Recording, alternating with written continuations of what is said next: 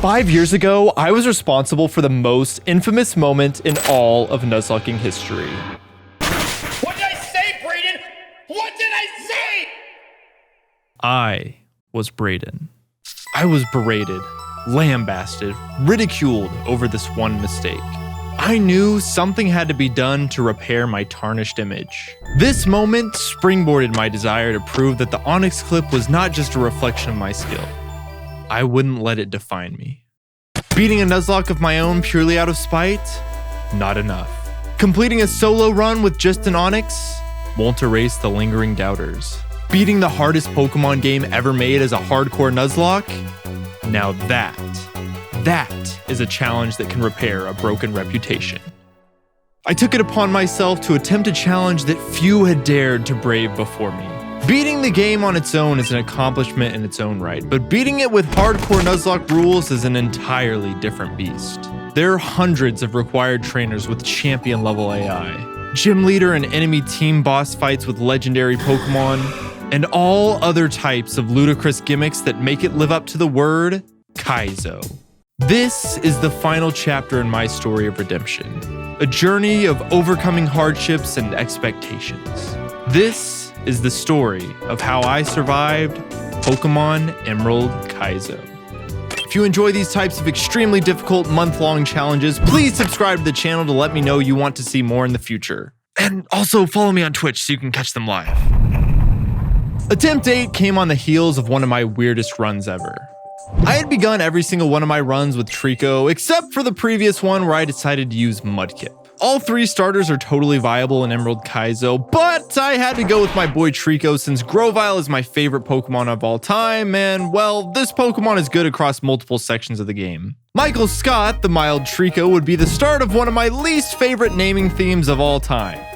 Oh boy, how naive I was. For context, these are the sitcoms that I had watched before starting my Emerald Kaizo journey, and these are all of the ones that I've watched since.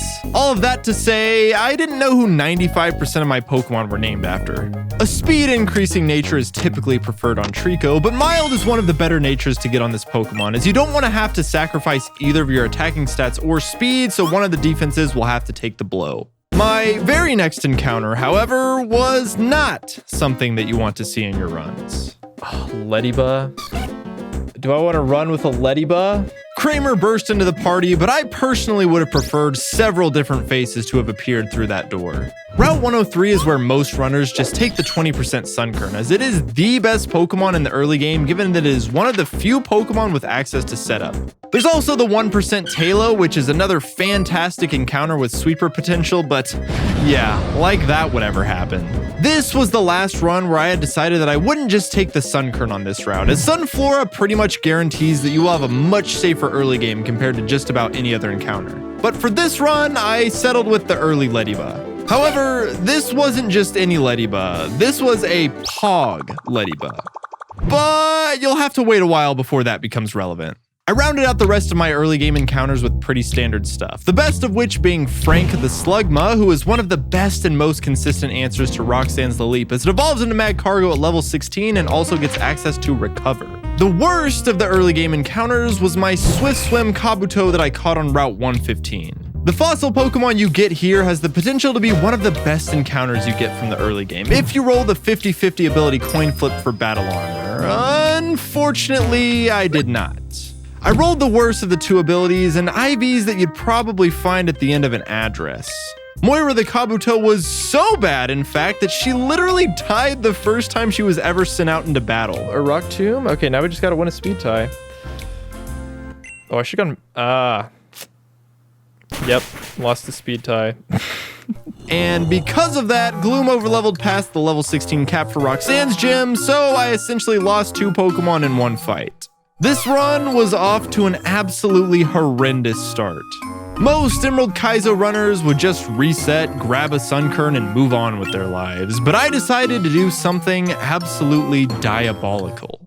Touch grass. Rustboro City is one of the most common encounter delay points in the entire game. Outside of the rare encounters, nothing else quite has the wow factor that would justify rolling this encounter early. But Karen the Roselia was ready to prove me wrong. This run was so bad that I also returned a Little Root to fish up a love disc. Most runners would also delay this encounter for a better option down the line, but Attempt 8 did not have that luxury.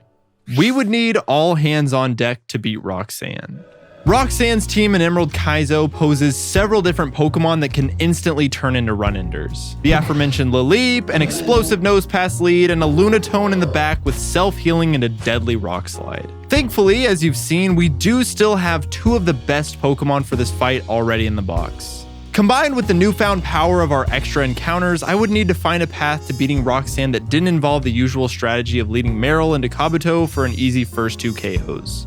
Chaining knockouts in Emerald Kaizo is all about knowing what comes in next. I could bring in some of your favorite YouTubers to help explain the ins and outs of how the Gen 3 switch in AI checks for a super effective move and the typing of its Pokemon to determine what gets sent out next, or I could just tell you to do what I did. Instead of sitting here and reading the entirety of the 25-page document on AI move choice analysis to you, I will just explain any important AI quirks that pop up throughout the run whenever they become relevant, as to not completely overwhelm you with a bunch of nerdy jargon right out the gate. Anyways, I'm getting distracted. Roxanne. After using up so many resources at this point, if this fight wasn't absolutely perfect, it would be an instant reset. Any deaths in this fight would put me too far behind to even consider playing it out. This fight needed to be executed with exact precision. The new blood was going to have to pull their weight, and they 100% did. Hold on, pause.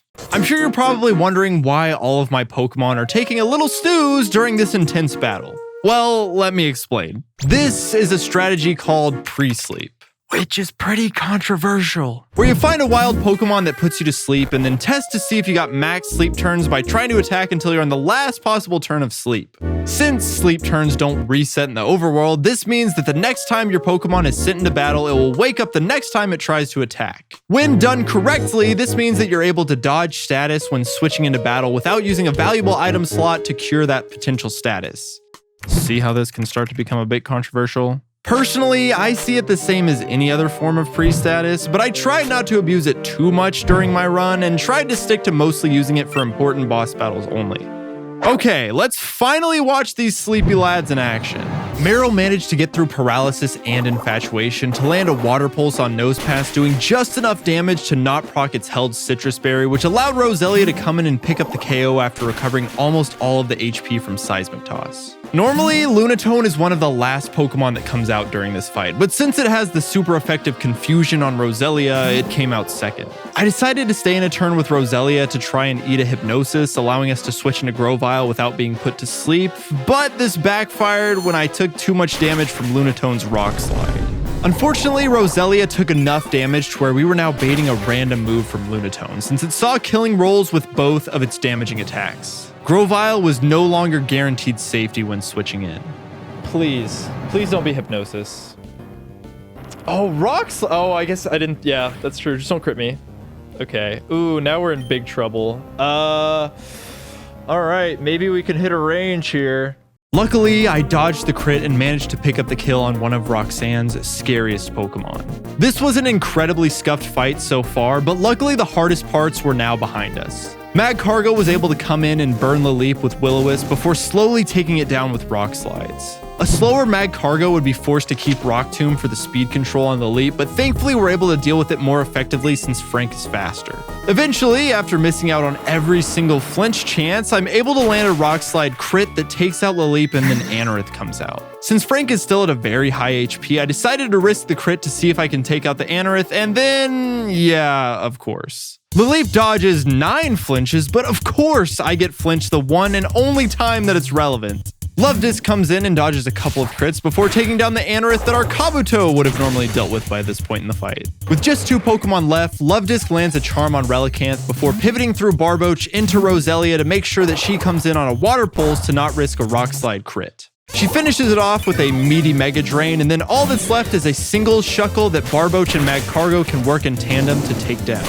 This was one of the strangest Roxanne fights that you will ever see, but it was deathless! And that's all that matters. Both Roselia and Luvdisc absolutely pulled their weight in that fight, but they would have to continue to provide value over the rest of the early game to justify the decision not to delay those encounters. Next in the long line of boss fights is Brawly, and without one of the Route 103 sweepers to bring into this fight, things were not looking great. My efforts to build up a formidable Brawly team began with fishing up the guaranteed Magikarp on Route 104. Unfortunately, Boyce ended up being a minus speed nature, so while the extra special bulk would be nice, the lack of speed would certainly hinder his offensive prowess. Since most Emerald Kaizo runners play with the increased level caps of 16 and 20 for the first two gym leaders, this meant that we would have a powerful Intimidate user to whittle down the offenses of Brawly's hardest hitters. The general strategy for this fight is to switch between Gyarados and a Rock Resist, since almost all of Brawly's Pokemon carry flying coverage in the way of Rock type moves, so getting a good ground type was the next item on my checklist.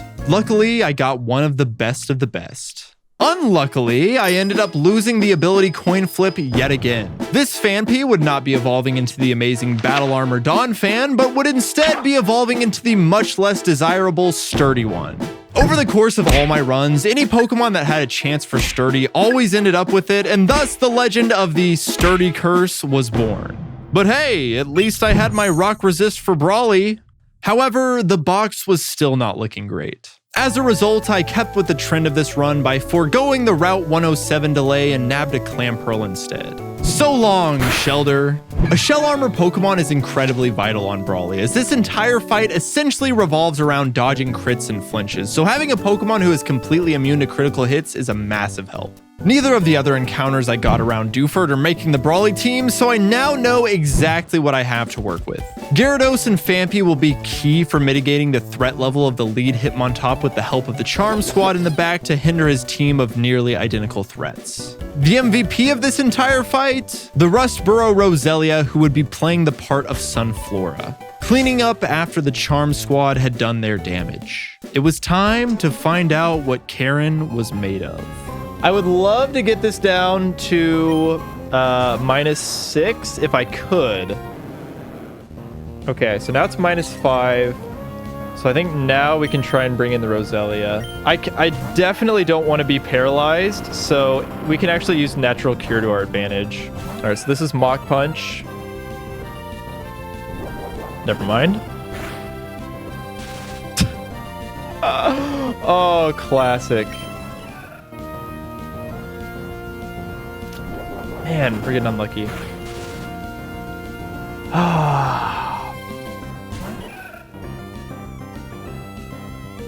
Thank you. All right, finally we got the good switch in.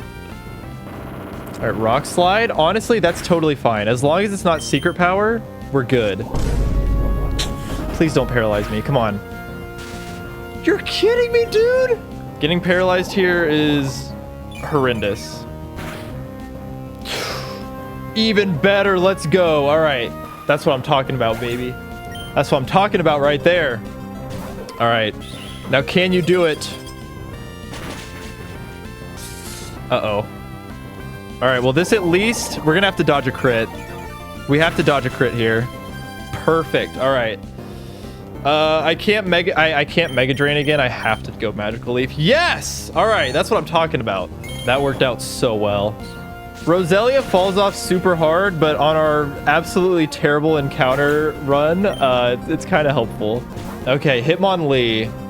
We definitely want to swap out here. And with the Charm... All right, now we're really going to have to start dodging crits. All right, Magical Leaf is a guaranteed 3-hit KO. I think I just Magical Leaf this. Nice! Let's go! Good stuff, Karen. All right, Hitmonchan. I'm down to just play this slow and go for the 4-hit KO here. All right, back to this. Whew, okay. All right, Karen. You're pulling through so far. Metatites. What does that look like? Does that look like it's 38% or lower? My Mega Drain is 39% low roll. I think I got to go for it. Oh, we lost the speed tie. No, not the Rock Slide. Okay, come on, please. Okay, and a crit for crit matter. Crit might have mattered. All right, Hariyama. Love Disc, maybe you can live here, but I think I'm just gonna sack you. Goodbye, Love Disc. 07. You did your job. You did exactly what you needed to do. 07 Love Disc. It was a job well done, but you got us to Watson split, and frankly, that's more important. If you had Roselia taking out 5 of Brawly's Pokemon on your bingo card, congratulations! Here's a virtual high five. Getting through Brawly with only a Love Disc death is always a win. After this point in the game, that Pokemon does almost nothing, so sacrificing it here for the guaranteed win was always the best option. Thank you for your services and helping to get Attempt 8 off the ground, Love Disc. Your services will never be forgotten. At this point, I was speedrunning Attempt 8's demise. I had no faith in my box, so I sped up through every single fight on my way to Mauville without calcing or thinking. I was on full autopilot mode. This, of course, came at a price, as May claimed the life of an innocent Dugong. Eventually, I made it to Mauville, and this run was looking like a solid 2 out of 10. It would need a miraculous turnaround to be saved. The team had managed to dodge all of the crits that it needed to get through Brawly with minimal losses, but the amount of luck this run needed was about to kick into overdrive, as the next gym leader was Watson, arguably Emerald Kaizo's most notorious run killer. If you know anything about this game, you know that the #1 most consistent answer to victory over Watson is a Volt Absorb Lantern. Without it, your chances of success in this fight drop off dramatically. It was time to go fishing. There are only 3 chances to find a Chinchou with Volt Absorb prior to Watson. By some incredible stroke of luck, after enduring several horrendous encounters and missed opportunities, Attempt 8 had finally struck gold. The Chinchou that I fished up was the elusive Volt Absorb variant, and I found it first try too. Not only did it mean that my chances of beating Watson increased exponentially, this also meant that there were 2 additional encounters I could now add to my team, since we wouldn't have to waste any slots killing off Chinchou rejects that didn't make the cut. With a box this thin before Watson, these extra encounters were the only barrier blocking Attempt 9. Tentacool and Mantine joined the fray, and Mantine would be ready to help out immediately, as this was the perfect replacement for Dugong on the Watson team. Steve the Mantine was ready to become the stable force that this team needed. Ironically, there was a single encounter delay that I managed to pull off this run: Granite Cave. Delaying this encounter gives you a 70% shot at smashing your way into a Geodude after obtaining Rock Smash from the recently relocated Rock Smash guy. Getting Geodude in Granite Cave can be important, as getting your Geodude encounter elsewhere locks you out of potentially game-changing ones, but you still really want a Golem, as it's one of the best answers for Maxie's Registeel. Yeah, that's right, we're fighting legendaries before the 4th gym leader. However, since my Mauville City encounter was a Magnemite with Magnet Pull, I could use that ability here to give myself an increased chance of running into Aeron. An incredibly useful Pokemon given time, but of course, Attempt 8 had other plans.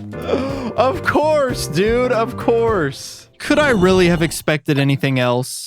Spinda has been buffed in this game to have 80 base stats down the line and access to the incredibly buffed Hyper Voice, so it's actually a really solid Pokemon to have at this point, but come on, it's no Aggron. With that, there was no more delaying the inevitable. It was time for Watson's gym of threatening trainers. I had lost multiple runs in this gym. As long as I could get through these trainers unscathed, there was a chance that I could go all the way. And Sandslash is dead. Meaning we made it to Watson deathless! When you boil it down, Watson is a pretty straightforward gym fight with the power of Volt Absorb Lantern. Lantern is able to 1v1 all of these Pokemon by whittling down their HP and then swapping into one of your 2 pivots in the back whose sole purpose is to bait electric type attacks into Lantern for recovery. For this run, I have 2 of the best in Mantine and Gyarados, as they are both 4 times weak to electric with good special defense stats, meaning they can absorb a lot of hits while always baiting electric type moves back into Lantern. It's important that they're always pre-status to ensure that you're never baiting Thunder Wave into Lantern, as this is Gen 3 and electric types can still get paralyzed. For the other 3, well, good luck. Jolteon is normally dealt with by using a grass type, so it's either Roselia or Grovyle, and I don't want to risk my starter here. Which means Karen's going to step up to the plate one final time. taking out Jolteon in a heroic effort as she finally goes down to Lantern's Ice Beam, allowing for a free switch into Spinda. Karen has filled her role as the budget Sunflora better than I could have ever imagined. We will never forget you. There was no time to mourn her death though, as staring us down was one of Watson's biggest threats. My far inferior Lantern can't outdamage this one, as Watson's is holding leftovers, so my ultimate strategy was to just YOLO it with Silk Scarf Spinda. Yes! Alright, please kill. Alright, nice. Good job, Phoebe. Good job, Spinda. And once again, another Attempt 8 reject manages to somehow pull it off when called upon in the clutch. Taking down Lantern brings in Ampharos. If Donphan manages to win this interaction by dodging a crit, it will be an easy Lantern sweep from there. Attempt 8 is riding on the sturdy back of Nigel. All right, now we just have to not get crit. All right, come on. Nigel has battle armor. Don't worry, we have battle armor. All right, good stuff, Nigel. We are now faster, and we can mudshot for the kill. Okay, so that's the 3 scary ones down. Oh god. Oh, I'm nervous. Nigel dodged the crit, and the maneuvering to get it in safely also meant that both Lantern and Mantine reached level 30 as Ampharos went down. From there, it was an incredibly simple Lantern sweep. Somehow, one of the worst looking runs I had ever had was now the second furthest attempt. With a box this bad, my hopes were not high, especially given that the next split of the game is one of the hardest that we'll face. Flannery was on the horizon, and the horrors of this gym have been passed down through generations of Emerald Kaizo runners. However, Flannery is only the cherry on top of a cake covered in blood, sweat, and loss that is this next split.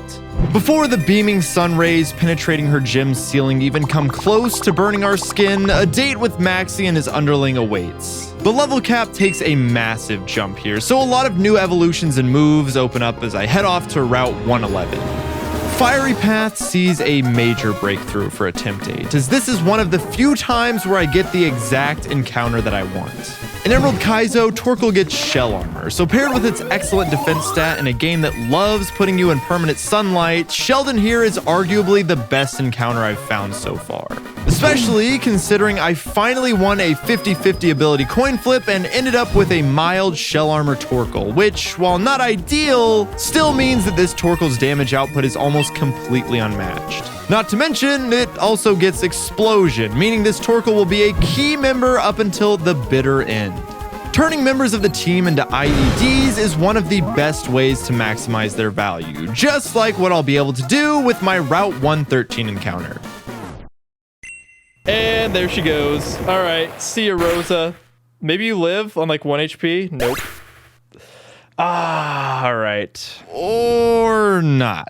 Rosa the Machoke, who got caught in the fire, was genuinely terrible, but you'll see as this run progresses that the lack of fighting types throughout my run become a major issue. So, while not too disappointing in the moment, the repercussions of this decision will be felt in due time. Red is the gatekeeper of Fall Arbor Town, but Encore Ledian makes this fight a total breeze, so we pass through with next to no issues. This speedy bug is finally having some opportunities to shine. Before reaching the top of Mount Chimney to fight Maxie, we have to run through the gauntlet of 9 magma grunts that have overtaken Route 114. This gauntlet serves as a mini magma hideout, introducing some of the elements that make that section so challenging, minus the permanent sun beaming down on us. Quick Claws, Focus Bands, and Bright Powders have become all the rage in Team Magma, so most grunt fights from this point on will feature some combination of, if not all, of these items. Oh, and not to mention their favorite gimmick of them all. Unfortunate. Unfortunate, dude. Oh, man. Well, that sucks. Well, there it is. Thankfully, this one only cost me a Huntail who was well past his prime, but sloppy play throughout this gauntlet had left me taking way too many unnecessary risks. This Matang was supposed to come out last, where it wouldn't be allowed to blow up, but because I didn't factor in the possibility of the AI switching out earlier in the fight, it messed up my bait order and got Tom Haverford killed. This game is brutally punishing with even the slightest of miscalculations, so I knew that I had to play better going into the harder sections if I wanted this run to succeed. Fortunately, I made it through the rest of the gauntlet unscathed thanks to the efforts of Tentacruel and Mantine, despite spending nearly an hour on a single turn of the last grunt fight deciding on what to do against this massively buffed Belly Drum Smeargle. Finally, I got to enjoy some of the plot in Meteor Falls, which meant that now we were off to Mount Chimney to take down Maxie and more magma grunts. Yippee! Even if the grunts are a little scary with their gimmicky items and exploding mons, they still don't hold a candle to the Tabitha and Maxie fights that await us next. Depending on your box, the Tabitha fight can actually be harder than Maxie. For me though, I had this awesome camera up, so it should be a piece of cake.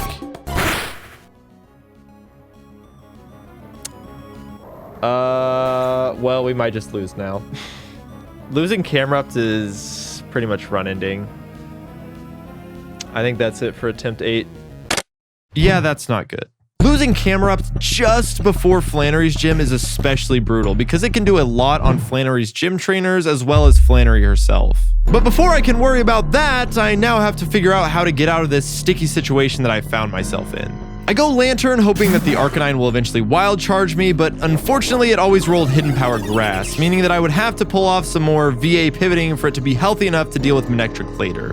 Donphan proves its worth yet again by 1v1ing the usually monstrous Aggron, and then I'm just able to maneuver around the Manectric to bring Lantern up to near full health before taking it out and finally dealing the finishing blow. This meant that I brought out the explosive Wheezing earlier than intended, so it still had the potential to blow up. Incredibly, Magcargo met the conditions for the AI to switch, which now meant that I could pivot through Gyarados into Donphan, allowing it to just barely survive a Giga Drain from Flygon so that I could kill it with an Endeavor into Ice Shard. Miraculously, I skirted around the rest of this fight and only had one death. Remember, this is just the precursor to the Maxie fight. The real boss was next. Yes, we're dealing with legendaries now, but thankfully I had Golem, which is one of the most consistent answers to 1v1 with. Golem eats the boom, but this does mean that it will now be completely random move into my Tentacruel from the incoming buffed Houndoom. Yeah, this game buffs a lot of Pokemon, I know.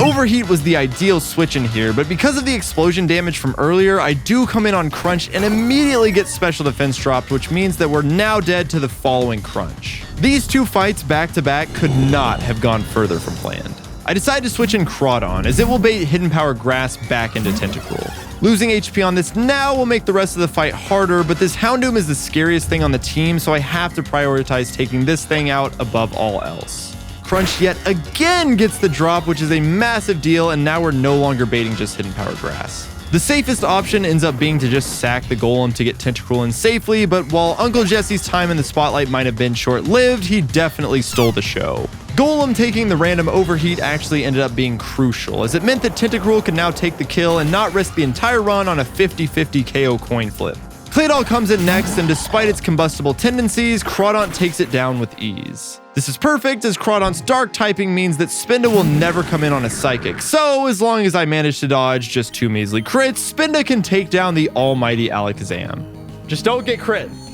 Don't get crit, Spinda. Hang in there. Yeah! Yeah, baby! Let's go. That's the Spinda sweep. Once again, Phoebe proves her worth, and in comes a much scarier threat. Another recipient of big buffs, Dusclops. Magcargo cripples the Dusclops and forces it to sleep, so Crawdon can come in and finish it off while it slumbers, which only leaves Crobat. However, with a little bit of support from Gyarados, Magcargo completely stops it in its tracks. Attempt 8 simply refuses to go down. However, nothing could have prepared me for what comes next. It is no exaggeration to say that this is the point that would make or break this run. My previous personal best was Flannery's final Pokemon, so I knew that if I could make it past this gym alive, there was a real chance for this run to go the distance. Flannery must have taken inspiration from Satan when designing this gym, as she created an absolute hellhole to trek through. All of the fights take place in harsh sunlight with 0 ways of altering the weather. Each and every trainer within has access to single-turn solar beams and great coverage, making water types essentially useless in this gym. Let me demonstrate. Oh, cute charm. I forgot about that. It's okay, we get through. Never punished. Come on. Come on. Screw love. Screw love. Screw love. We're not gonna die for that. I'm not gonna get punished for that. Huh. Well. And just when I thought this run couldn't get any worse, I lose my Gyarados. I had endured multiple key deaths by this point that any normal runner would have just reset on, but since this run still had the chance to become my furthest run ever, I continued to march forward. And hey, we've still got the superior water flying type anyways, so I'm sure Steve will be able to fill that Gyarados-shaped void in my heart. Just before I face Flannery herself, there is one more brutal fight that this gym has in store for me. Expert Keegan. With a team consisting of Chlorophyll Victory Bell and the juiced up Houndoom, it is no exaggeration to claim this as the toughest non-boss trainer in all of Emerald Kaizo. Luckily, I have the most consistent answer to her Victory Bell in Shell Armor Torkoal, which I inexplicably didn't bring to this fight for some reason. Instead, I decided to 1v1 it with Mantine, who, against all odds, actually managed to fell the beast. But this put Donphan into a situation that was too great to overcome, and Houndoom came in and claimed his poor, innocent soul as he tried to escape battle. Rest easy, Nigel. You will be missed. Thankfully, Spinda and Rapidash of all Pokemon ended up being the unsung heroes and allowed me to claw and fight my way through all of the final gym trainers up to Flannery. It was do or die time. My team was significantly hindered for this fight due to some unforeseen circumstances, but I still had a single ace up my sleeve. Kramer the Pog Ledian would finally get to shine as bright as it ever has. With a speed boosting nature and at least 19 speed IVs, Ledian can outspeed and lock Flannery's Pokemon into Solar Beam with Encore. Because of Ledian's 4 times resistance to grass, it can then stay in and absolutely wall the opposing Pokemon from there as it slowly whittles away at its health with Air Slash. This would be the core strategy for how I would take down Flannery, as I could take out 2 of her 6 Pokemon with Ledian. I just needed to find a way to defeat those last 4. Unfortunately, I would need to bring Sceptile for a fast rock slide, meaning that I evolved Grovyle and could no longer learn Leaf Blade prior to Weather Institute, where Sceptile could absolutely slice through with his most powerful grass attack. But what use would it be to save Sceptile for later if the run died to Flannery? She starts things off with a Ninetales who is a huge fan of hypnotherapy. She tries her best to convert my Rapidash, but we weren't hearing it. I'm able to finish it off with a second drill run, bringing in Charizard. Miraculously, Torkoal is able to hang on by a thread and finish off Charizard with a Rock Slide. Sonic the Rapidash, who has put in so much work throughout this gym, finally goes down to a Typhlosion Earthquake, but I will make sure that her efforts did not go to waste. Sceptile then comes in to outspeed and kill with a Rock Slide. This Demon Cast form that ended my previous PB is then next, and things go a little haywire with my Tentacruel plan. Okay. Please. And please actually get the kill. Oh no. Oh no, we got Solar Beam AI. I needed that to be Thunderbolt. Oh shoot. Ooh, that's awkward. Yeah, for whatever reason, whenever there's harsh sunlight and the AI doesn't see a killing roll, there's a chance for it to use Solar Beam over the highest damaging move. Tentacruel here now has to die thanks to one of those infamous sun-boosted Solar Beams. What the fuck is a sun-boosted Solar Beam? Sceptile can finish the pieces that were left behind by Tentacruel, and now it's time for the true star of this fight to come in and shine. I pivot through Whiscash, who unfortunately is forced to eat a Blaze Kick that burns it, but it does its job in baiting Solar Beam into Ledian. Kramer the Speed Demon can then Encore Blaziken into Solar Beams as he Air Slashes away. Not bad for a Route 103 encounter. I'd like to see Swellow pull that off. Oh, it takes 5 on this fight? Well, never mind then. That burn from earlier comes back to bite me, as now I'm unable to bait Solar Beams consistently into Ledian and take down this Arcanine with the Encore strat as intended. This cost me both Whiscash and Ledian as a result. You will all be missed. The run is all but lost at this point. There's only one way out. We're dead to a heat wave.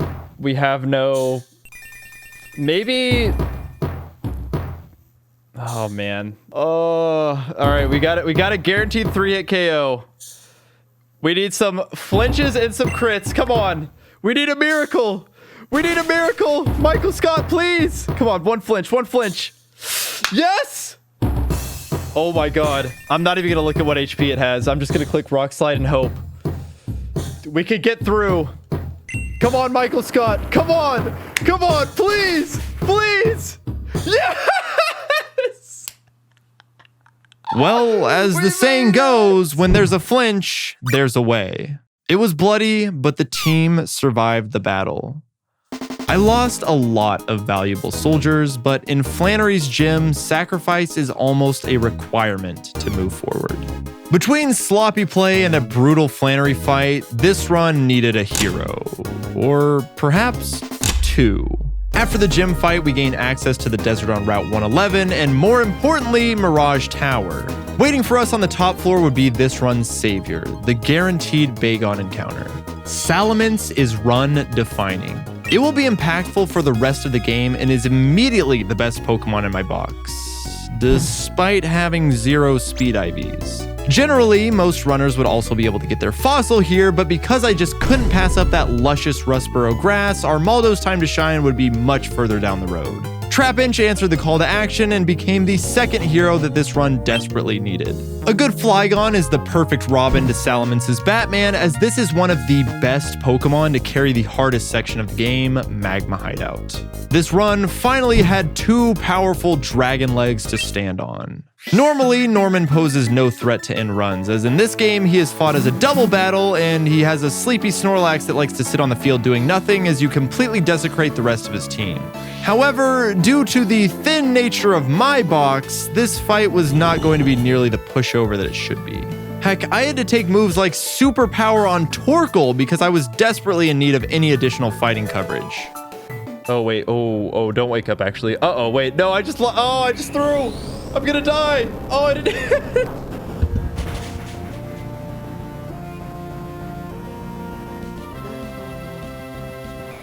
Oh, no.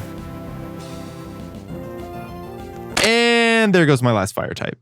Well, it wasn't the first time I lost a Pokemon in a Nuzlocke due to getting unlucky and breaking through a status condition. I could not keep having mistakes like this because at some point the box would bleed out and the run would be dead. It was now time to calc for my life and hope that I don't go down in Emerald Kaizo infamy as the only person to ever lose a run to Norman. Let's see if I'm able to finagle my way out of this one. By some miracle, I managed to weasel my way around the first half of the fight and bait out the Snorlax fairly early. From there, it was the easy 2v1 it was always intended to be, and I walk out of Petalburg with 1 additional gym badge, but 1 fewer party member. Bob the Azumarill really carried its weight as my pseudo-fighting type, and I would need more key performances from my lesser members as the box grew even thinner. I was in desperate need of a fishing trip. Post-Aqua Hideout is where the oceans of Hoenn are finally opened up, allowing us to embark upon a journey Emerald Kaizo runners refer to as Fishing Sim. I wasn't sure if I could afford to wait that long given the state my box was in, so I decided to dip my toes into the water just a bit earlier than normal.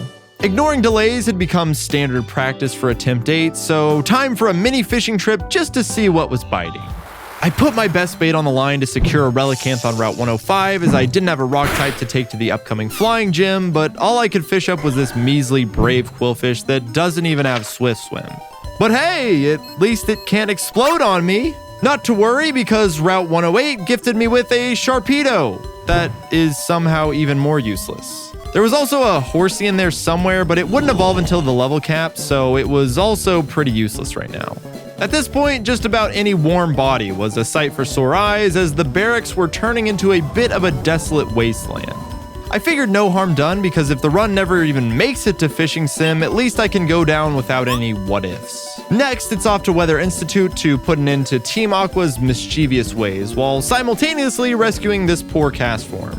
Another recipient of Emerald Kaizo buffs, Castform can be so valuable that I opted to delay my Route 119 because while there might be some decent looking options in the grass, I'd rather take what's guaranteed at this point.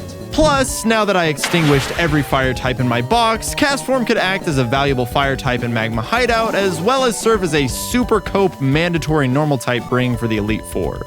But we still have to save him first. This is where Leaf Blade on Sceptile would have been oh so valuable.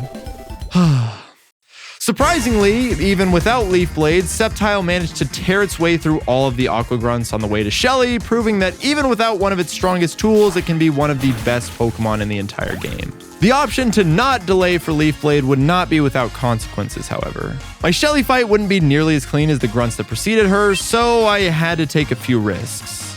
One of which did not pay off. We kind of just banking on a full para. Uh-oh, no. They don't ever tell you to play around your own crits. The rest of the fight plays out with no problems, and then we're rewarded with that coveted cast form. Somehow, I continue to find ways to get my most important Pokemon killed while simultaneously relying on more niche picks like Azumarill, Spinda, and Mantine to get me out of a bind every single time. On the bright side, the cast form that I was gifted was about as good as they come.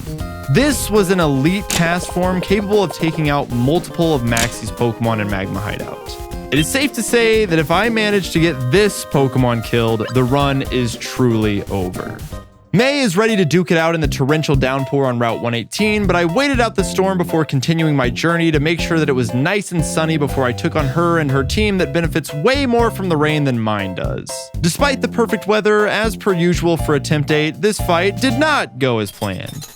A few risks later, I was able to trek along the muddy path yet again, soon finding myself in Four Tree City. Here, I would pick up a Pidgeot encounter named Jerry to accompany Elaine and George, who I had found earlier in the run. Pidgeot is probably the worst encounter I could have pulled here, but at least it was a relatively useless mon to slap Fly onto, allowing for much needed fast travel.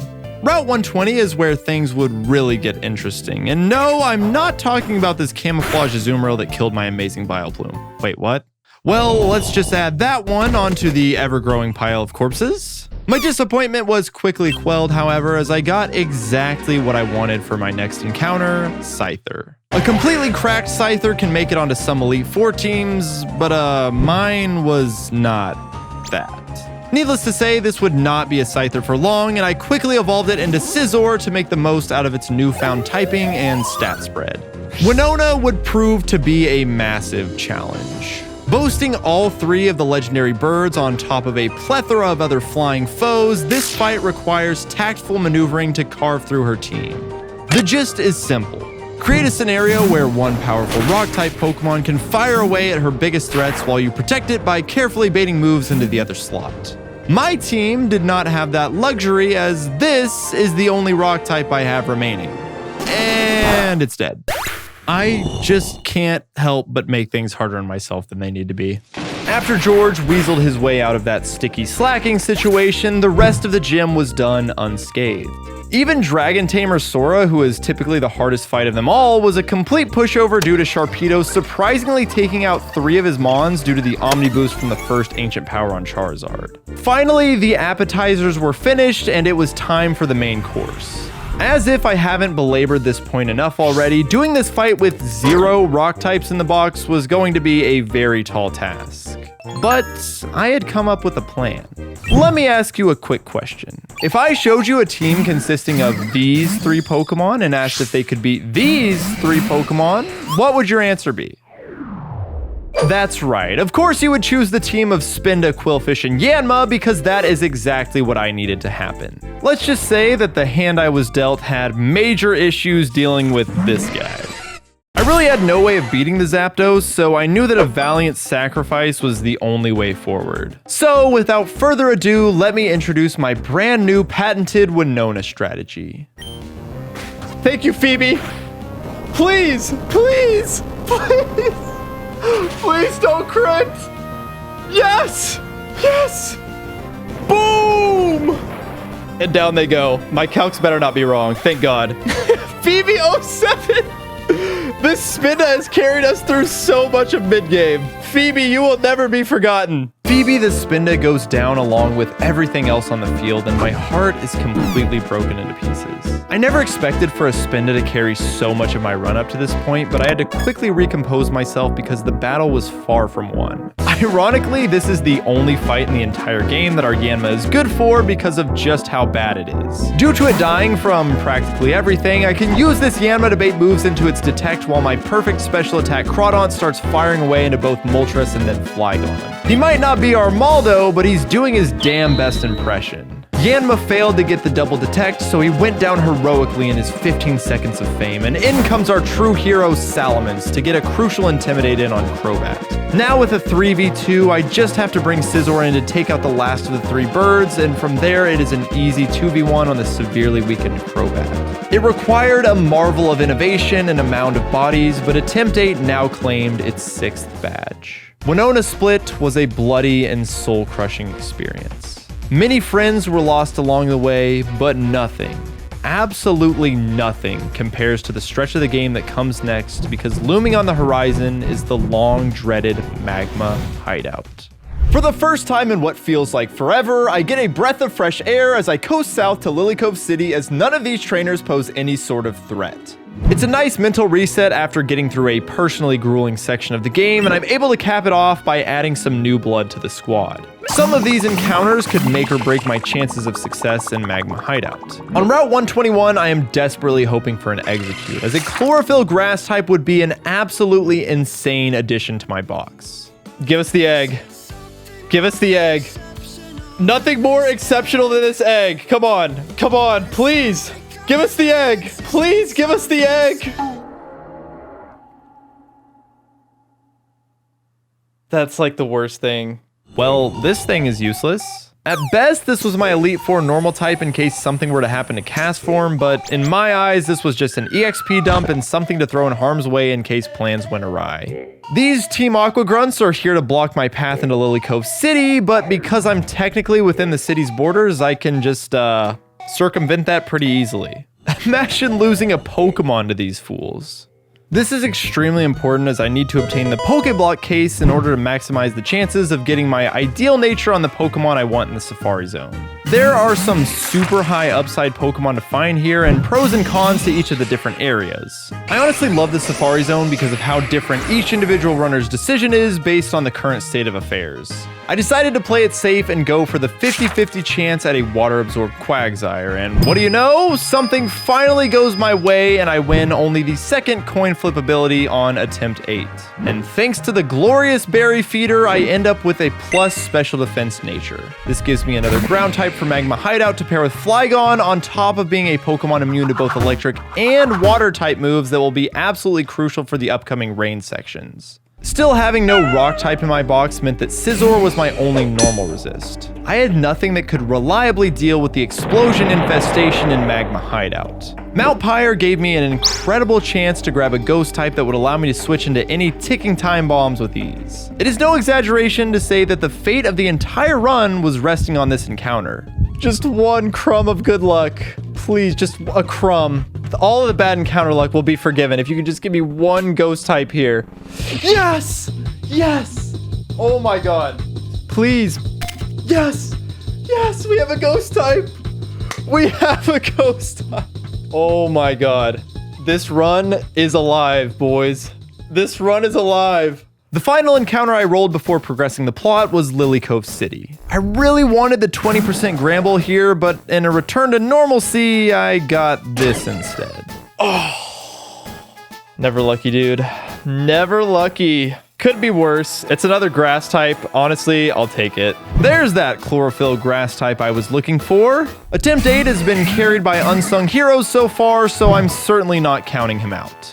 And that's it for the brief encounter intermission. The box was looking the healthiest it had in a long time, and my faith in Attempt 8's chances was restored. Mount Pyre is pretty uneventful, or at least it should be.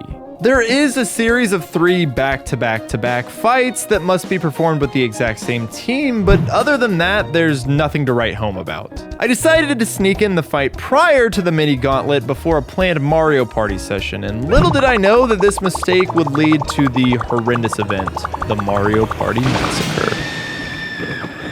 You know that whole pre-sleep thing I've been abusing? Yeah, well, imagine my surprise when a Pokemon that I thought had been put to sleep through a command had actually been put to sleep by this cheeky Persian in a fight prior to the Mario Party session.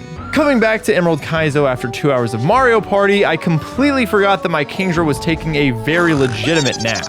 This massive blunder spiraled out of control and led to Steve the Mantine having to survive a range from Poliwrath, and unfortunately, he was unable to hang on. Come on. Come on, please hold. Please hold. Damn. 07, Steve. That one hurts. This was a devastating loss. Of all my losses throughout the run, this one hurt the most. Specifically because it was entirely preventable. Steve, your efforts will never be forgotten and you will be sorely missed. Rest easy, friend. Mount Pyre still had one major fight in store for us. Aqua Admin Matt. Matt possesses a special subset of smart AI called Risky AI. With Risky AI, there's basically a 50-50 chance that any Pokemon that can explode will, and with my luck, you can guarantee it'll happen at the worst possible time. This guy's first Pokemon is essentially a reskinned Kyogre sporting a short fuse. A typical strategy for this fight is to use your Gyarados to bounce turn 1 in hopes that Wailord self-destructs into the void and then slam back down on the incoming Machamp, but Beauty Danielle had other plans. Instead, I tasked Bob with what could be his final fight. The last survivor of the Charm Squad reprises his role and charms down the Wailord, hoping to live a self-destruct. This plays out exactly as planned, forcing Matt to send in bomb number 2. Fortunately, this one sees a kill with Egg Bomb, so Scizor can come in and kill with an X-Scissor. Salamence cleans up the Machamp with ease, and then Matt throws out a terrifying Dragonite, but the level advantage allows for Flygon to win the 1v1. Gyarados is the scariest Pokemon remaining because it still threatens to set up with Dragon Dances and end my whole run. My plan? Use Bob to cripple its offenses and then use my god-awful Wobbuffet for the first and only time to finish it off with counter. All that's left is a Slacking who is easily countered with Fly Pidgeot. Mount Pyre has been defeated. I'm left with very conflicted feelings, as I did manage to get a ghost type that completely turned this run's chance of success around, but at the same time, I lost a Pokemon who had become the heart and soul of Attempt 8. My one constant in a run where soulless troops were constantly being cycled in and out. Obtaining the blue orbs set us up for the climax of the run, Magma Hideout. 18 fights in the scorching sun, capped off by one of this game's most infamous run killers. Magma Hideout is the pinnacle of Emerald Kaizo. Everything that you've learned about the game comes to its head here. Bright Powders, Quick Claws, Risky AI. Team Magma is bringing everything to the table to make sure my run ends here. But I had other plans. Salamence and Flygon would really have to pull their weight for me to make it out of here alive. Fast fire types and chlorophyll grass types really shine as well, so these two seemingly stinky encounters will have a chance to pop off in a major way. Cast Form was a vital part of my plan to beat Maxie, so I knew that I had to protect it at all costs. Meaning that other Pokemon might have to lay their lives on the line to ensure that Cast Form can stay alive and keep the run breathing alongside it. The first 4 grunts all go roughly according to plan, with Salamence putting in a massive amount of the legwork. Grunt number 5, on the other hand, let's just say that one didn't go so well. I'm risking a lot of ancient power boosts. Oh, this is a horrifying battle. Yeah, I should have just stayed in with Quagsire. That was stupid. Okay. Uh-oh. Things just got really scary now. Now I'm stuck. This has Bright Powder too. We could be omega screwed right now. Shoot, we missed. I don't think there's any way I can save Azumarill here. Come on, please crit. You're gonna die, but do it for the fans.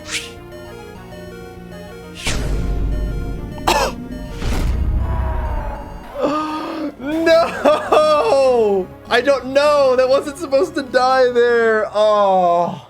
The final member of the Charm Squad had finally met its match, ironically because of a missed charm. The first death by way of Bright Powder never feels good, especially when it's a Pokemon that had been with us for such a long time. Unfortunately, Bob would not be the only victim of a Bright Powder holder in Magma Hideout. Shoot. Oh man. Oh, this is terrifying. This thing does have Bright Powder. Oh my god, please don't. Please no. Shoot! Oh my god. Sure, I didn't directly die to a bright powder mist, but a +2 Ampharos holding such a devious item threatened the entire existence of the run. Luckily, I had brought Sceptile to this fight, who knows Magical Leaf, so I can play around it with no threat of losing any more Pokemon, and Old Reliable comes in to clean up the mess that we made.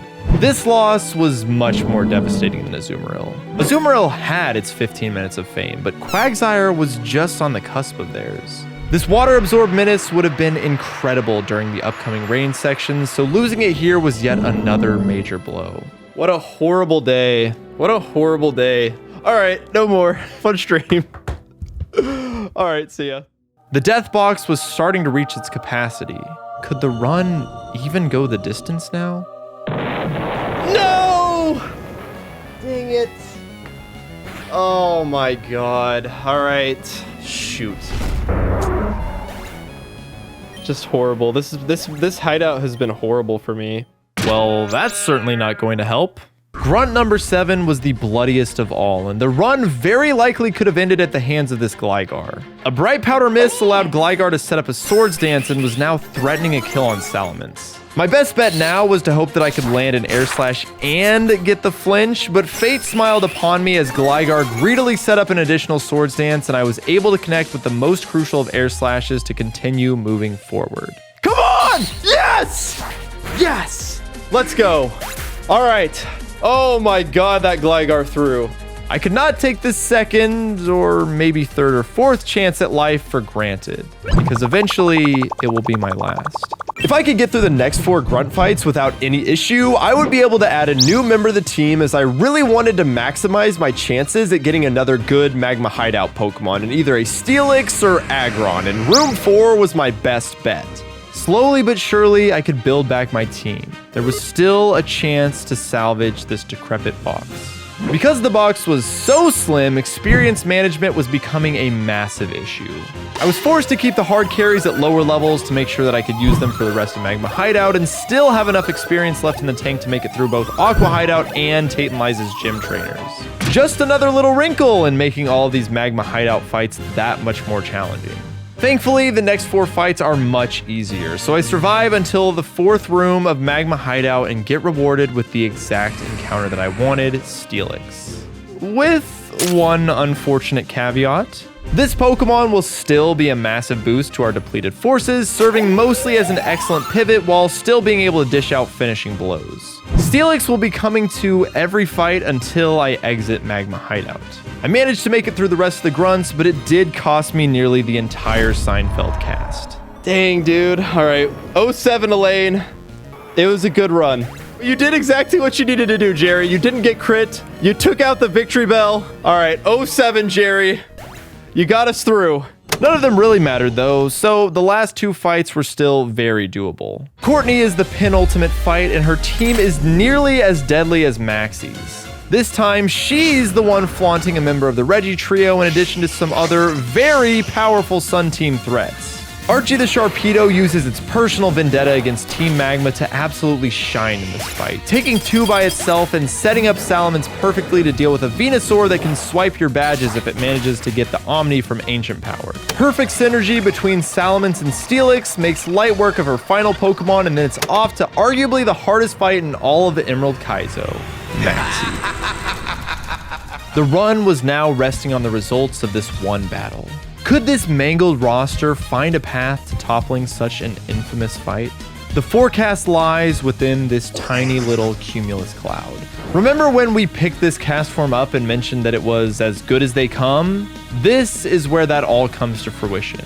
At level 70 with a jolly nature and a 28 speed IV, this cast form has just enough speed to outspeed and one-shot the otherwise terrifying Chlorophyll Executor. Even a single speed point less and this fight would have become much, much harder.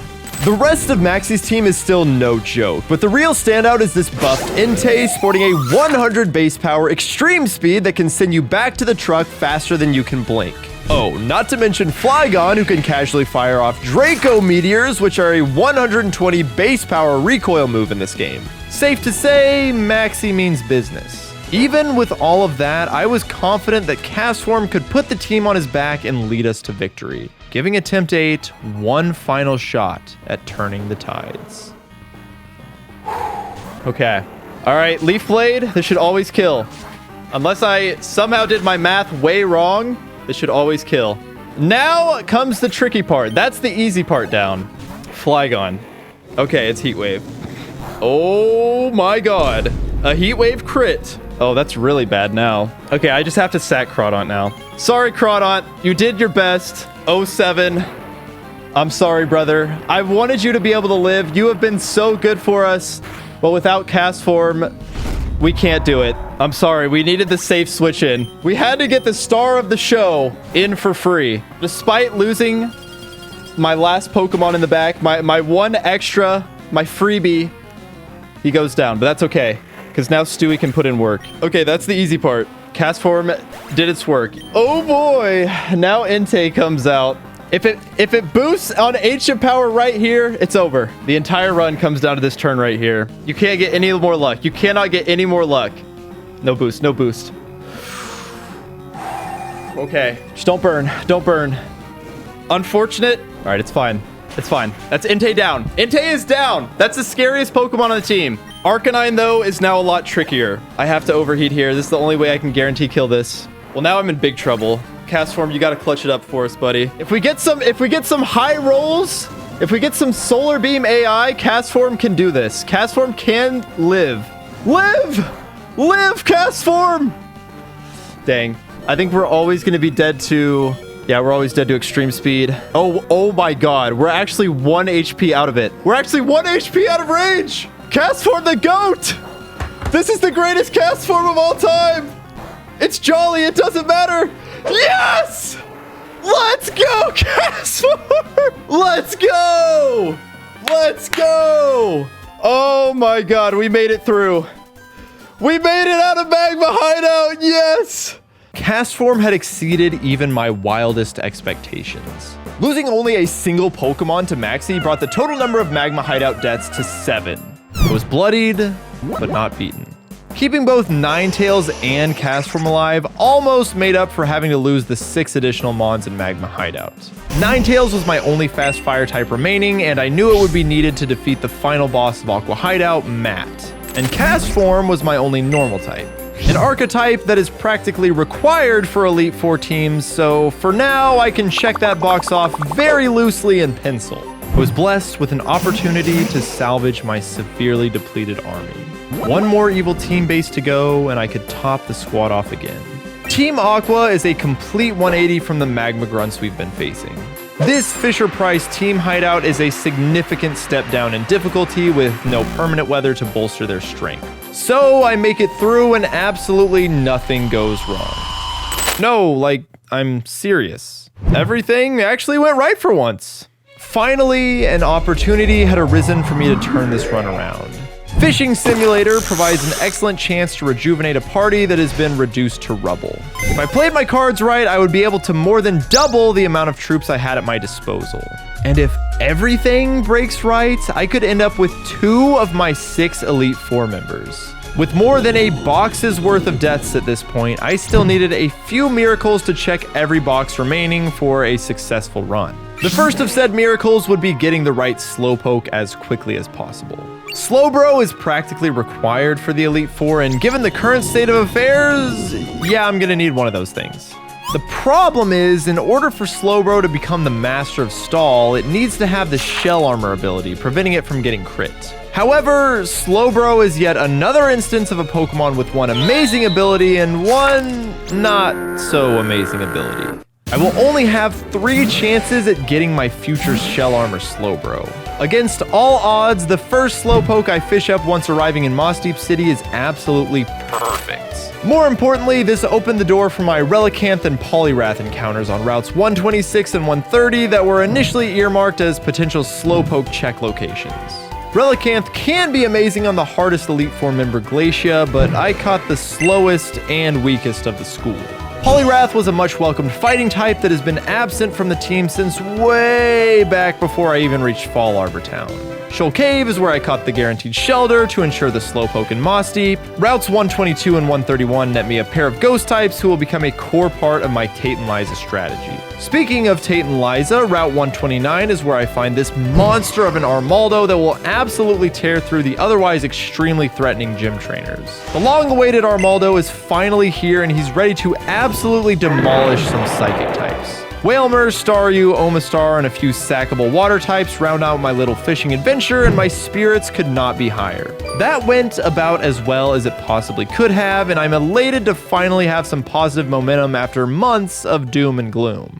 I have to remain focused on the end goal though, as Tate and Liza await us. Moss Deep Gym is littered with difficult double battles that can take several hours to plan. Armaldo and Scizor work in tandem to slice through each and every one of them before taking on the grand finale. Tate and Liza crank the difficulty meter right back up.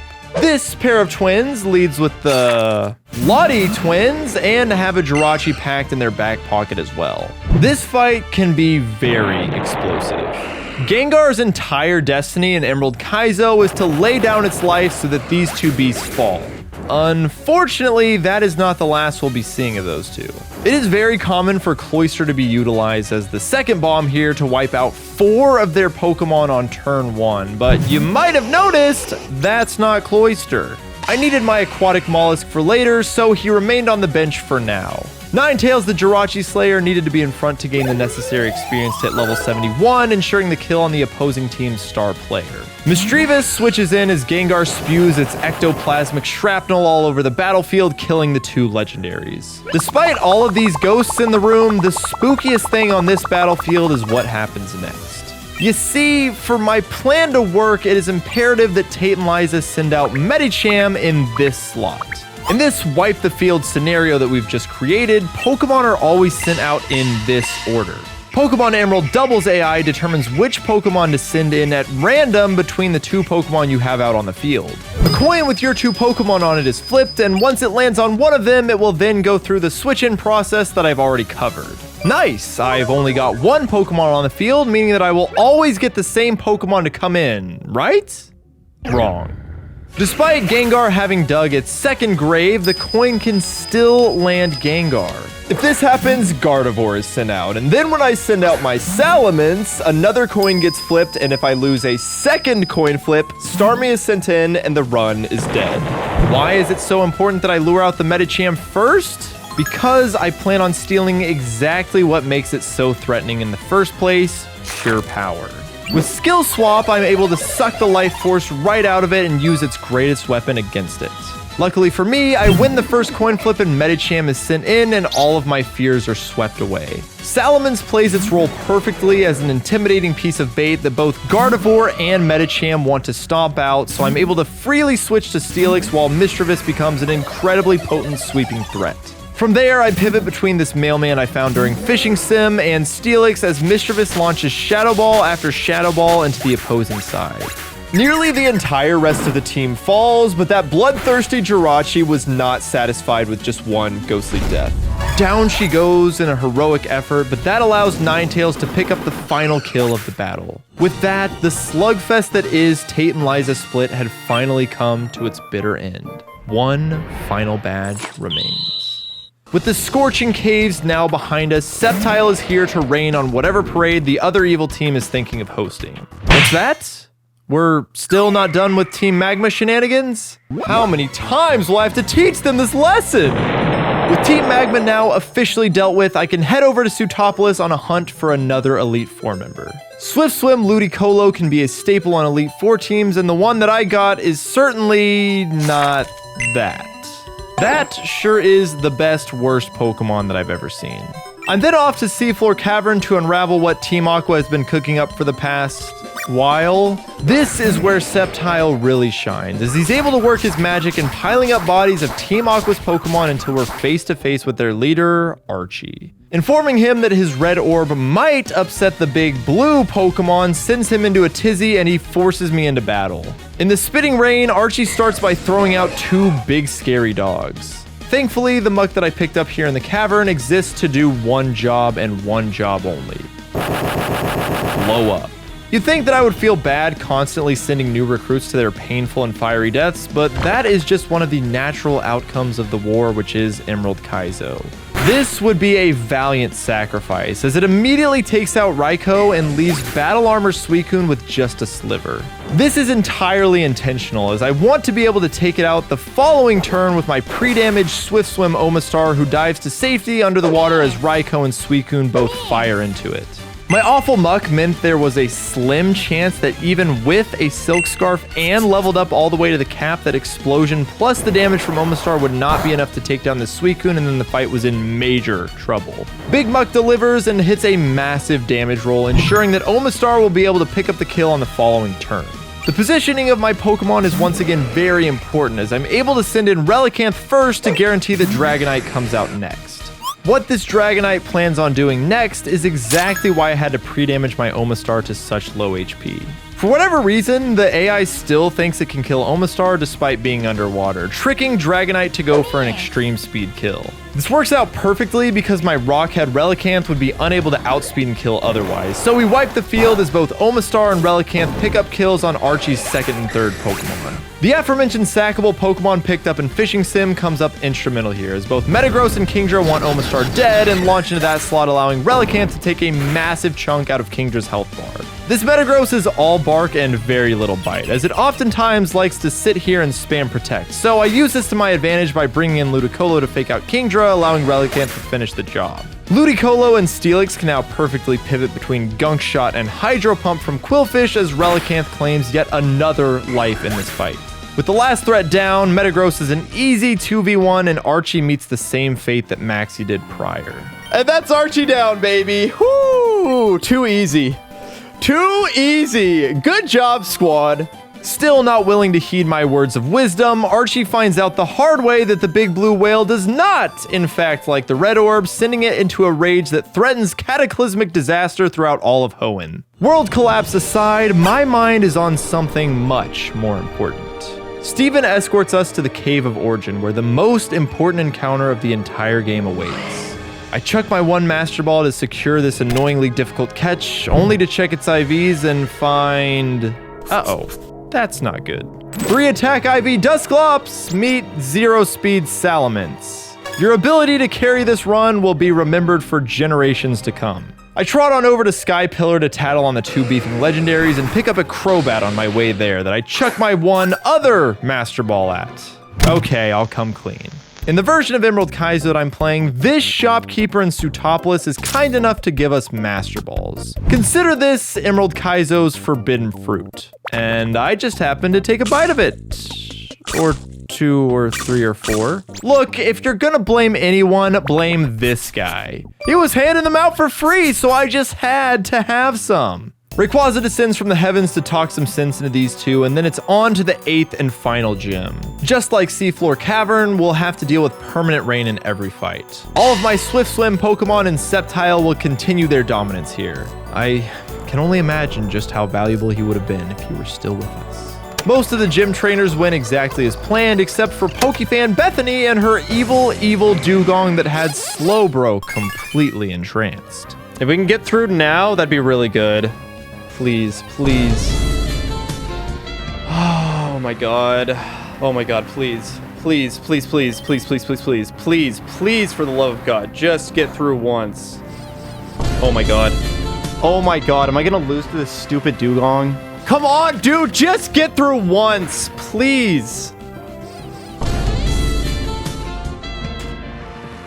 This game's so stupid. Dude, Attract is my least favorite mechanic in all of Pokemon. It's so stupid! Infatuation is such a bad mechanic, dude. I actually hate this. It's so dumb. It's so bad.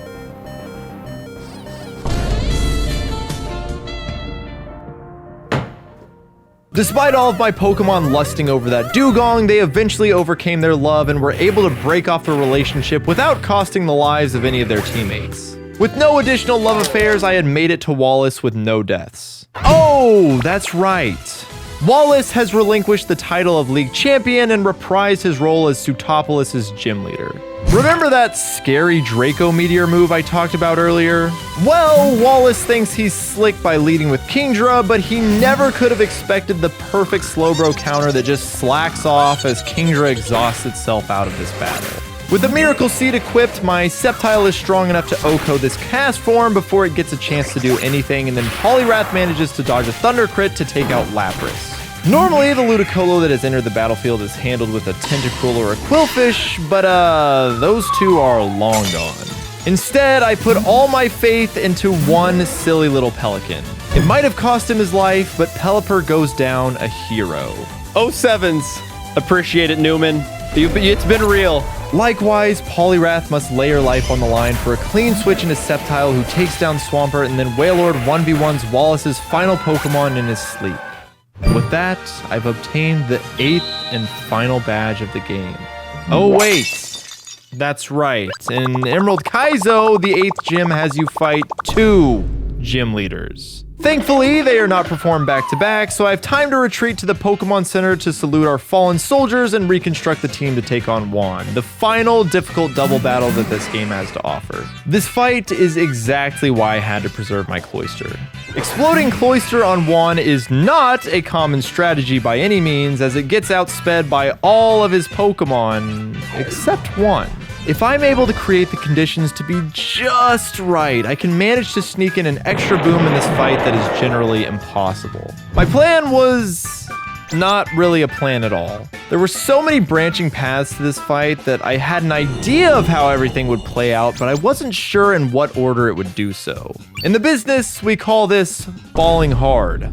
Turn 1 was the only certainty I had in the entire battle. I had pre-damaged Cloyster to always bait a Thunder Kill from Lapras into its slot as I switched to Steelix, allowing Wailord to go out in the most peaceful way I knew how. A ferocious bang, but in his sleep. All right, first boom down. 07 Laboon, you have been absolutely real. An insane carry. Wailord is just too dang good. This takes out both Kingdra and Lapras in one fell swoop and always guarantees that Cast Form comes in to replace Kingdra. This is where the plan had the potential to completely derail. I throw out Sceptile in hopes that Lantern will get sent in.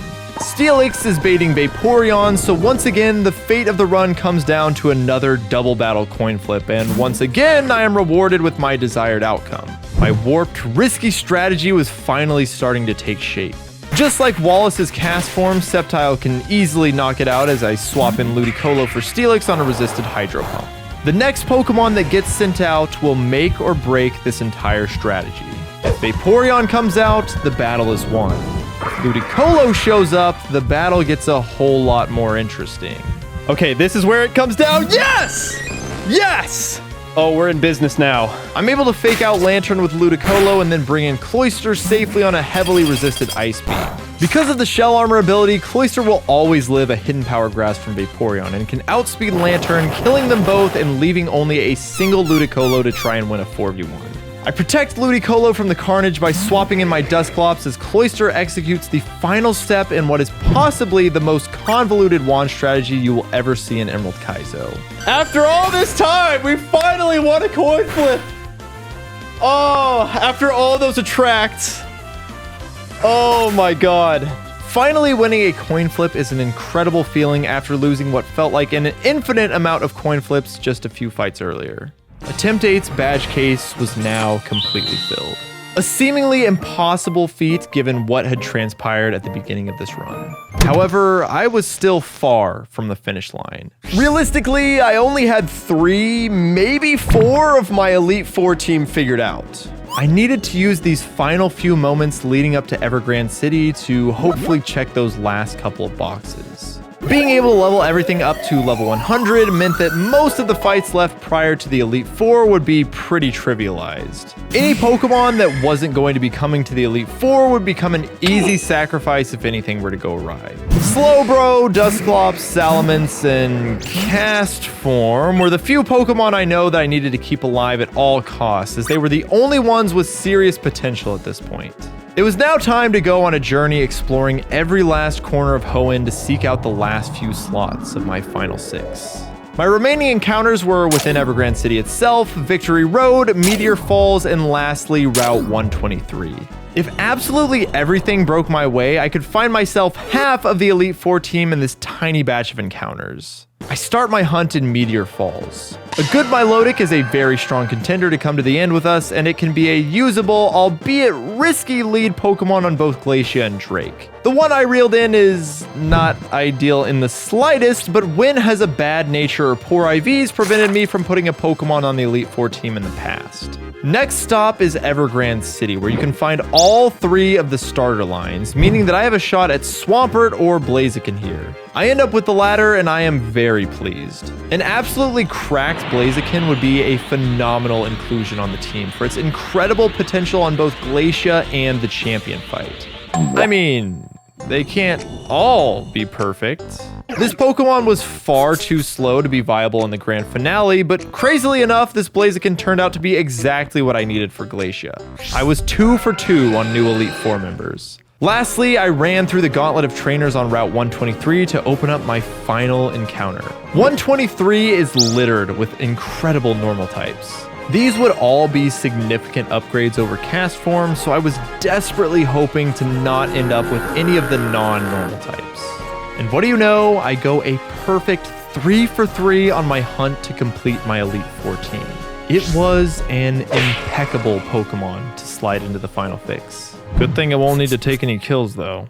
Victory Road holds very little threats to this psychotic child who is willing to put any one of his Pokemon's lives on the line to ensure that he makes it to the Elite Four. Not even legendary Pokemon Trainer Red can put up any resistance to him and his mighty Relicanth. When Straight Vito, the gatekeeper of the Elite Four, is a scary precursor of what is to come. I'll be honest, I'm a little jealous of his team. I'd like to take a lot of those guys to the Elite Four instead of mine. My team ultimately proved their worth and hopefully gave me a little foreshadowing of how the final fight will play out. I had made it through to the other side with nearly 50 deaths, including legends like Lantern, Torkoal, Mantine, and many, many others. I managed to pull together the only 6 members that mattered. After all of the struggle and hardship that Attempt 8 has endured, it was up to these legends to usher us into the Hall of Fame. 5 fights separate myself and the end of an unforgettable journey.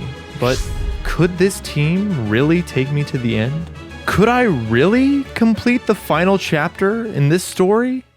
The first Elite Four member, Sydney, leads with a Sableye, and of all the buffed Pokemon in Emerald Kaizo, Sableye stands in a league of its own with Super Saiyan levels of power.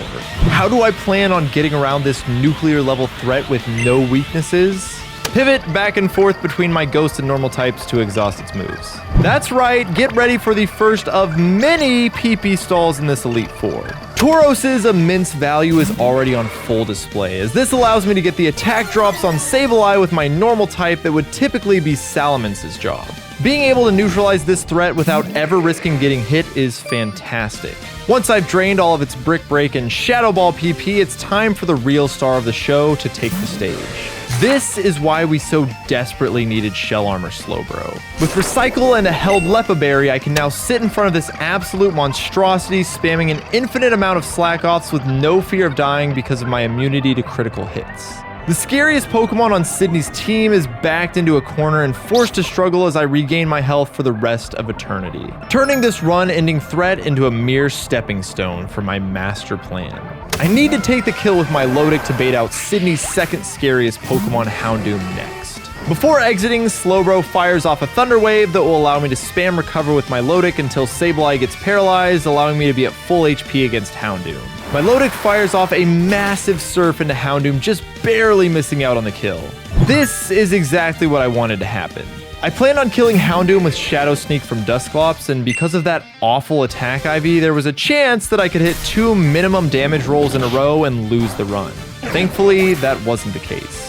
Dusclops can then kill the incoming Jolteon with Earthquake into Shadow Sneak, and I'm able to preserve my held Lumberry by dodging Paralysis, which will be important for later. Machamp comes in next, and oh boy, would you look at that, another PP stall! Once it's forced to struggle, Slowbro finishes the job with 2 Psychics, and then Sydney is down to his final 2 Pokemon. Tauros meets the same fate as Machamp, and you're really starting to see why my own Tauros was the perfect pickup, as these Intimidates are getting the maximum amount of value. Once Tauros is low enough, Salamence can come in and pick up the kill, allowing it to chain kill the Alakazam in the back. Oh, shoot. Oh, I misclicked, dude. Oh, that's bad. It ate my up input. Well, this is bad. Oh, that's really bad. After everything I'd been through, the fate of my run has potentially been decided thanks to the worst misclick of my life. My best option was Dusclops. I could come in on Thunder Punch, and because I was still holding onto my Lumberry from earlier, I was okay with getting paralyzed. Dusclops just had to dodge a crit. This is it. Just don't crit me. Just don't crit. Don't crit. Don't crit.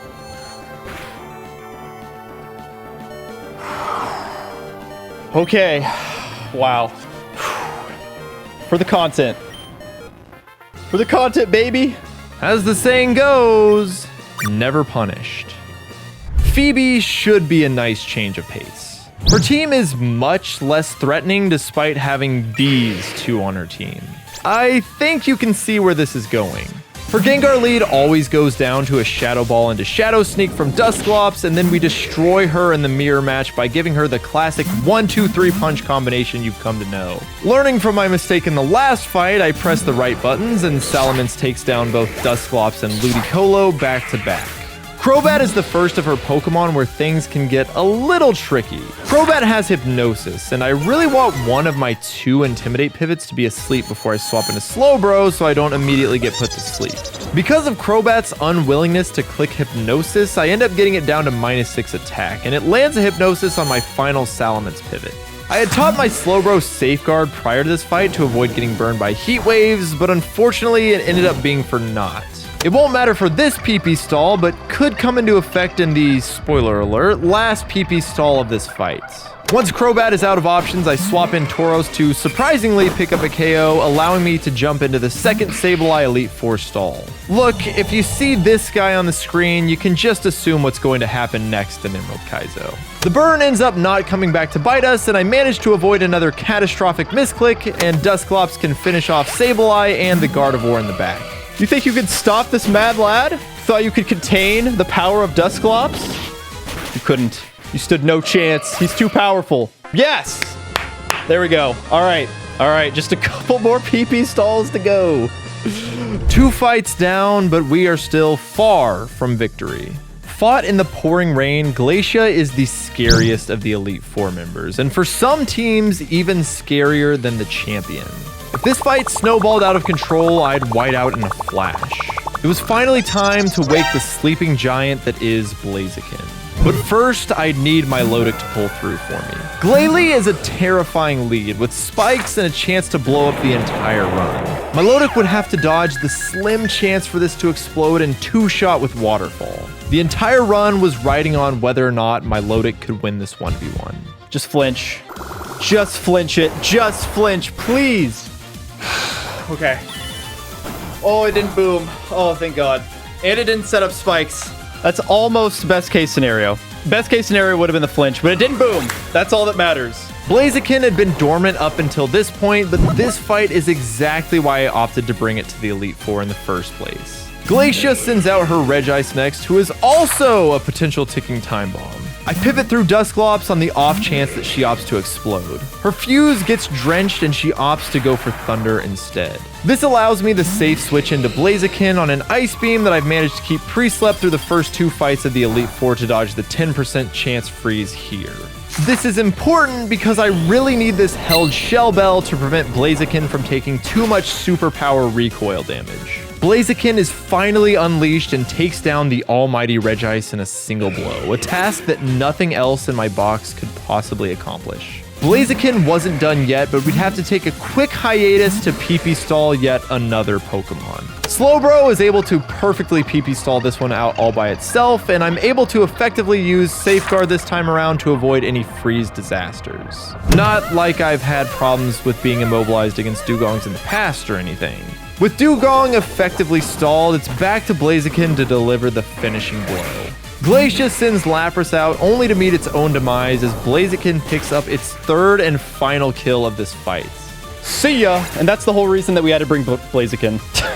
The entire reason that I brought Blaziken to this Elite Four is because of how much it popped off on Glacia.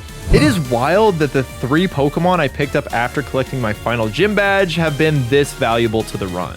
The monstrous Wailord was still left to deal with, and this threat is no joke.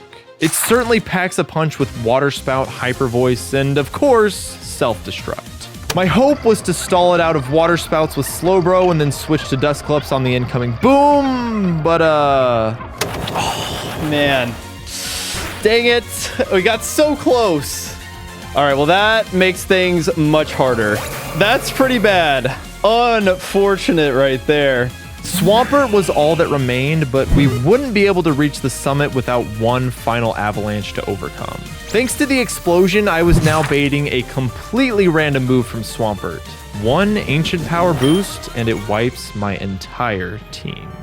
Show me Muddy Water. Okay, Earthquake, just, there's no way, dude. Okay, show me an Earthquake, please. Earthquake, Earthquake, Earthquake. Oh, yawn. Okay, that's fine. We've got Lumberry. Just yawn again. Just don't boost. Don't boost. Don't boost. Don't boost. Come on, flinch. Get the flinch, hot babe. Come on. That was not a great range. The flinch is huge, though. Come on, if you're the GOAT, you do it again, Milo. Yawn? Yes. Perfect. Okay, that's it. Woo! That's Glacia down, baby. And that's why we had to go Lumberry. Oh, yes. All right. Milo pulling through. You're going to have to do it one more time, Milo. Oh, you're going to have to do it one more time. 3 fights down and the full team is still alive and kicking. Keeping the entire squad alive maximizes my odds of carrying this run to the end, but I couldn't risk playing poorly now. There are no handouts on Drake's team either, and Milotic finds itself yet again facing near death at the start of another battle. All I could do was have faith that the RNG gods were on my side that day. 7 months could come down to this one A-press right here. Don't do it. Don't do it!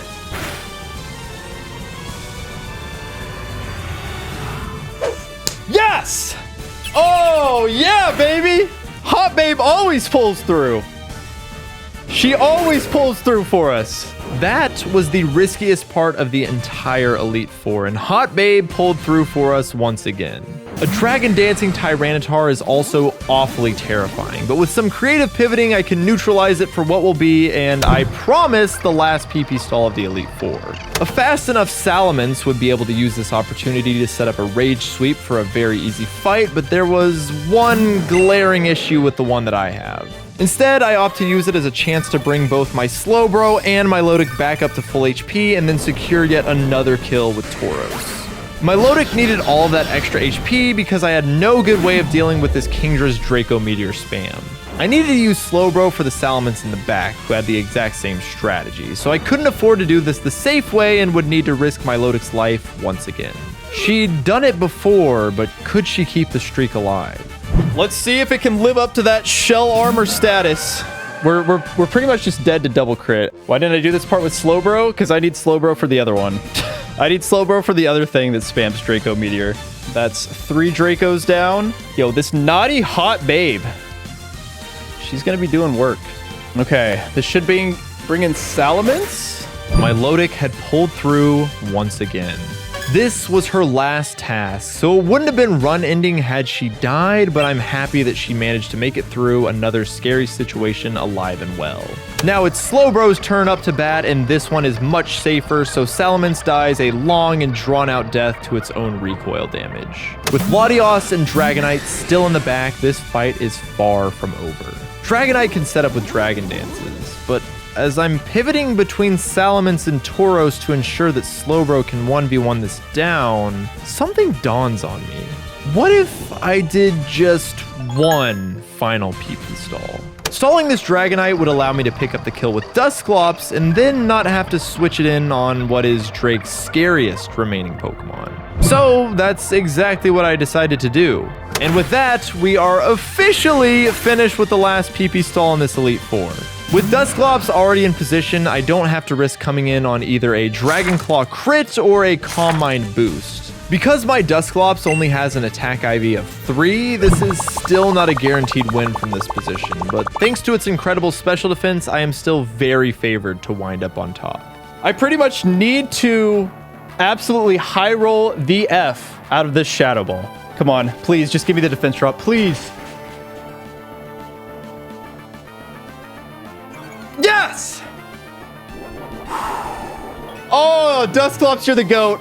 You are the absolute GOAT. Whoo! Oh, you love to see it. 2 PP stalls on Drake. Has it ever been done before? I had done it.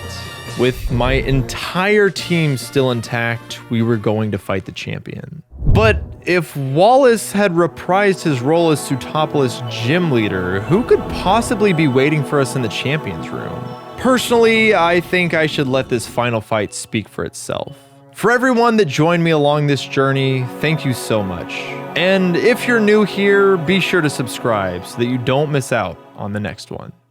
And he just starts talking to you, man. He does not give you any time to wait. He said, oh, you weren't fully prepared yet? You want to check your team one last time? Too bad, buddy. Come on, Blaziken. I'm not even going to check the range. I think it's like a 50-50 chance to live.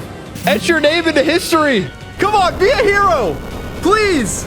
Come on, live, live, live, live, live. Yes! Yes! Oh my god! Jaden holds! Oh my god!